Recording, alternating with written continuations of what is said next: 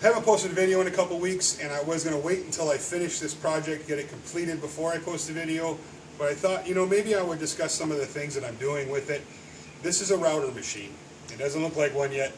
This is kind of inspired by the Etch-a-Sketch router jig thingy that I did a while back,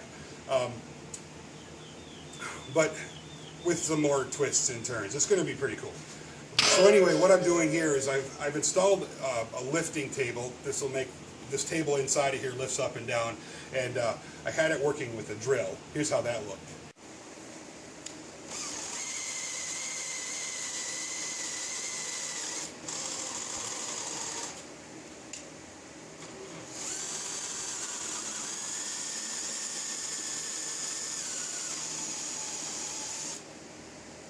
And that was really cool, and I liked the way it was working, but I wanted something a little bit more precise, and I had wood on wood underneath here, so it was like a scissor lift. And it was rubbing, you know, the wood rubbing together and all kinds of little things, and I didn't really like it exactly like I wanted it to. And I want something that's nice and smooth actuation, and something. So what I'm doing is I'm going to add wheels underneath that lift, to this lift underneath the table, so it's a really nice smooth lift. But all I've got about 20 of these big, these are wheels that you see on conveyor lines and stuff like that, and they're just too big. So I bought some hockey pucks a while back, and I thought I would be using these for part of this build. These make great little pulleys, and make all kinds of, we'll go over that in the future, but I got like 50 of these off eBay for about $1 a piece. That was with the shipping included. And I'm going to use these today to make these smaller wheels. These wheels right here are 2 1/4 inches in diameter and 3/4 inches thick. And this is a perfect size to use for what I need for this lift. And again, I'll do a video on the lift by itself in the future. But today I thought I would show you how I make my own wheels. Now this will work with wood as well. I'm using hockey pucks, vulcanized rubber, make really good. They're pretty durable. You know, so they're very millable. They can be milled really easily with wood tools. So I'm going to make wheels out of this today and show you the process I use and some of the finer points of how to make a wooden wheel. You can use wood in lieu of the hockey puck, of course. So here's how I do that. So what I want to do is reduce these things down to a 2 1/2 inch diameter, which I've got one of these things in so I can cut a 2 1/2 inch diameter. And then I'm going to use my bandsaw to shave it down to 1/2 inch. But before I do that, I'm going to drill this out, which is going to give me my center mark and my exterior perimeter. I'm not going to go all the way through. These are a little bit tricky to hold. The vise does an okay job, but once it gets down a little bit, I've got to add some hand pressure to it to keep it in place.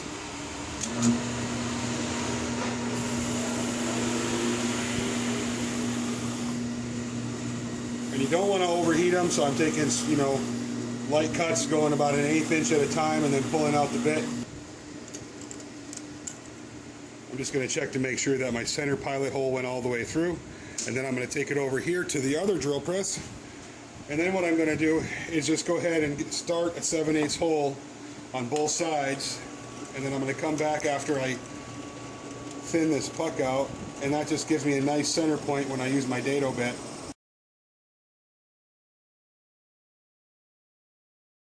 So now I've got a nice little, you know, starting hole on both sides. I'm going to go ahead and take this over to the bandsaw and cut it down to thickness.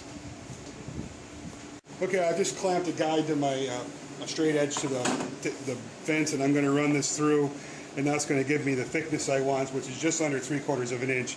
Now I'm going to get my hands really close to this blade, and you know, this is one of those things where you really got to be careful whenever you're working in this kind of proximity with a blade. Just, you know, don't do it if you're not comfortable with it.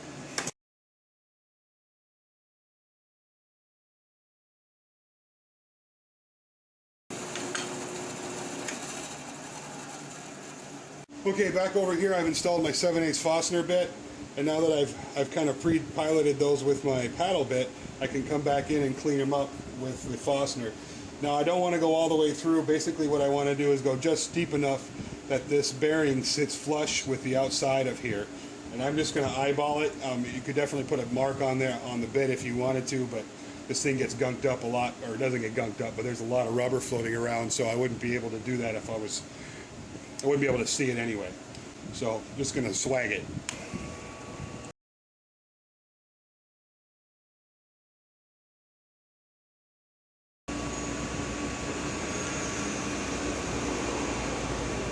just a hair more.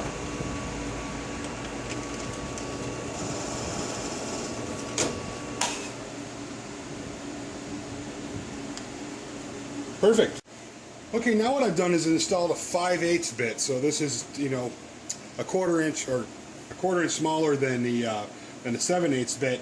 And what that's going to do is give me a 1/8 lip all the way around the interior of this bearing. I don't know if you can see that or not, but when I put or around the wheel, when I put the bearing in, when I want that edge to sit right on that little lip left in there, and I want the rest of that material gone so it's not in there messing up the rest of the bearing works. So when I put the other bearing on the other side and run a bolt through here, nothing's going to be in there to interfere with that, which is going to ensure really nice smooth action.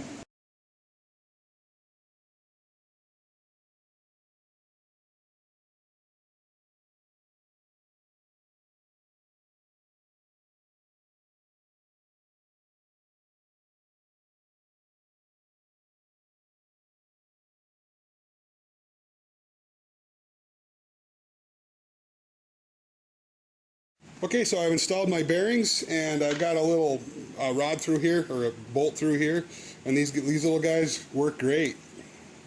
I get these bearings off of eBay. These bearings have an interior diameter of 5/16 of an inch and an exterior diameter of just shy of 7/8.